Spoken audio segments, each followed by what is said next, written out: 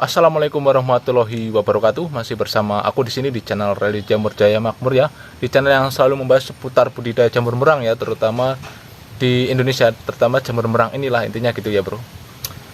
Jadi pada video kali ini, konten video kali ini aku mau membahas apa saja sih kendala-kendala dalam budidaya jamur merang ini. Jadi setiap usaha apapun pasti ada resikonya, ada kendalanya, dan ada problem dan masalahnya sendiri-sendiri gitu ya.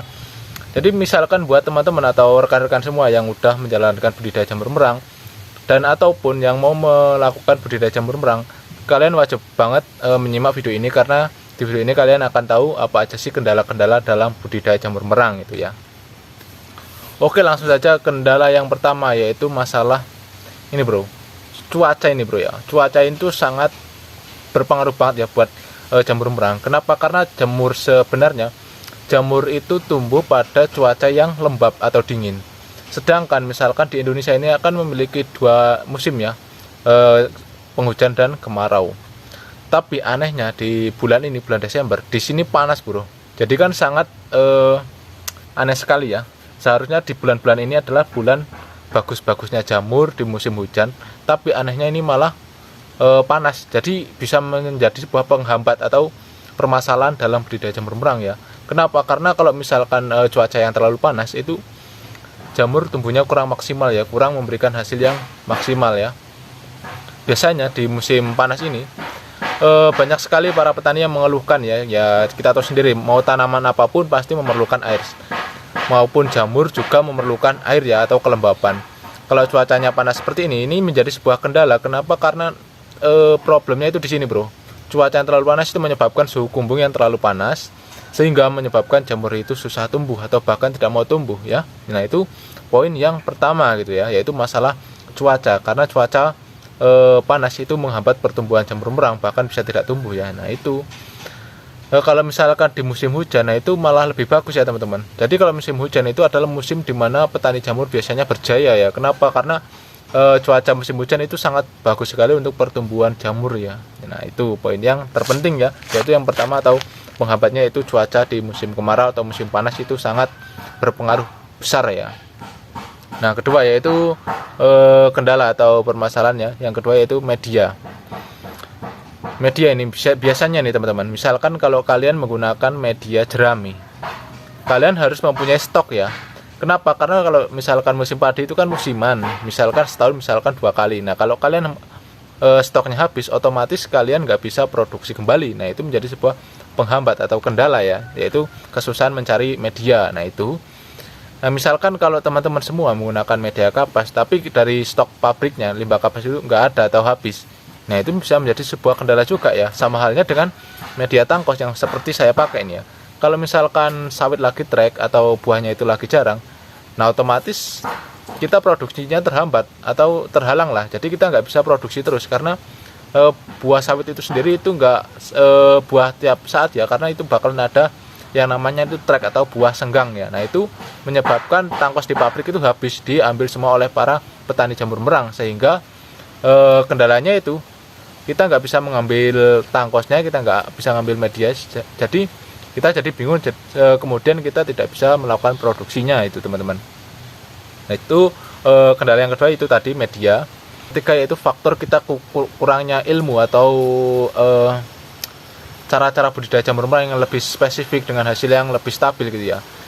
Karena di sini kita di Indonesia itu hanya mengandalkan sedikit ilmu tapi lebih banyak prakteknya. Jadi itu ya, kita bisa mencari ilmu sendiri. Tapi kalau misalkan lebih baik lagi, kalau kita sudah mempunyai basic dasarnya, ilmunya ya, jadi kita lebih bisa memberikan hasil yang maksimal. Makanya di channel ini adalah channel yang untuk sama-sama kita belajar ya. Jadi jangan heran kalau misalkan aku juga di sini belajar dan sambil sharing pengalaman ke teman-teman semua.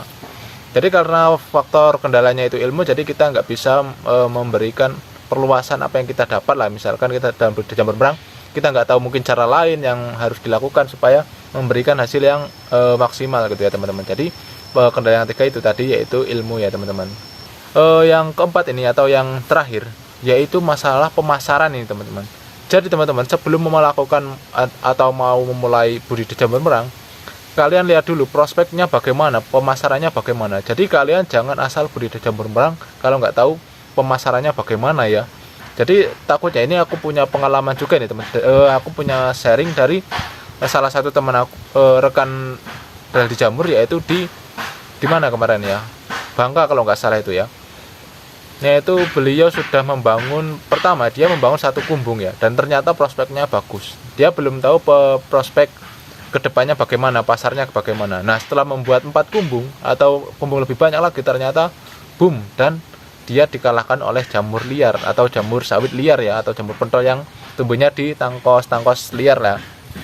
Nah seperti itu, dia dikalahkan oleh itu, harganya yang jauh lebih murah dibandingkan kalau misalkan kita menjual jamur dari produksi itu, harganya kan lumayan karena kita menggunakan modal. Nah jadi itu menjadi sebuah kendala kalau kita punya bisa menanam tapi kita nggak bisa menjual, atau kita bisa memproduksi tapi kita tidak bisa menjualnya, itu ya udah kita nggak bisa kemana-mana gitu teman-teman. Nah jadi itu, jadi kalau misalkan dari rekan-rekan semua yang mau memulai budidaya jamur merang, kalian perhatikan dulu lah bagaimana sih prospek pasarnya, bagaimana kedepannya, bagaimana ya, itu paling penting.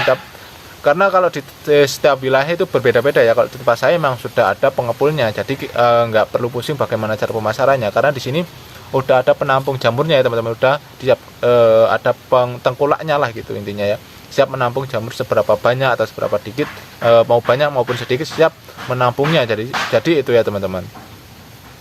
Pastikan kalian juga memahami 4 kendala ini. Misalkan kalian mau budidaya jamur merang, jadi kalian supaya nggak rugi atau nggak, yang pokoknya supaya kalian nggak rugi ya, atau nggak inilah ya, kalian harus memahami 4 kendala tadi. Yaitu yang pertama itu faktor dari cuaca, karena di Indonesia ini ada 2 musim ya, musim hujan dan musim kemarau.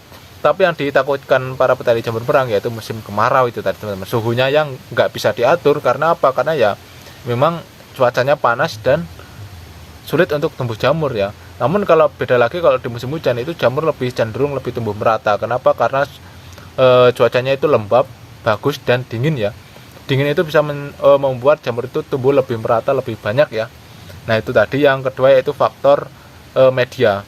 Jadi teman-teman kalau misalkan menggunakan media jerami, silakan kalian stok yang sebanyak-banyaknya. Dikhawatirkan misalkan sebelum mulai panen padi lagi kalian sudah kehabisan media. Dan kalau tangkos ya kemungkinan bisa di-stok, tapi asalkan harus dikeringkan ya. Jangan dibiarkan kehujanan terus, karena kalau misalkan kehujanan terus bisa cepat busuk ya. Nah itu. Dan yang ketiga ini yaitu faktor ilmu ya teman-teman. Jadi kita harus sering-sering menggali pengalaman ya. Kita mulai dari pelajari dari kegagalan ya, kesalahan-kesalahan yang kita alami. Jadi kita tidak mengulangi kesalahan yang sama. Kita terus belajar, berinovasi lah intinya gitu ya. Dan pantang menyerah ya. Oke, yang keempat tadi yaitu pemasarannya ya. Jadi sebelum kalian memulai, kalian lihat dulu pemasarannya bagaimana. Dikhawatirkan nanti teman-teman setelah memulai malah bingung cara pemasarannya. Jadi kalian lihat dulu pemasarannya bagaimana ya. Silakan kalian survei sendiri ke pasarnya ya teman-teman. Jadi itu. Semoga video kali ini bisa bermanfaat buat teman-teman semua. Jangan lupa untuk like, share, komen, dan subscribe. Dan buat teman-teman yang mau pemesanan bibit jamur merang, silakan hubungi nomor saya di sini. Insya Allah saya membantu pembelian bibit jamur merangnya ya teman-teman. Oke, mungkin sekian aja video kali ini. Jangan lupa untuk like, share, komen, dan subscribe. Di sini Rally Jamur, dan wassalamualaikum warahmatullahi wabarakatuh. Salam sukses.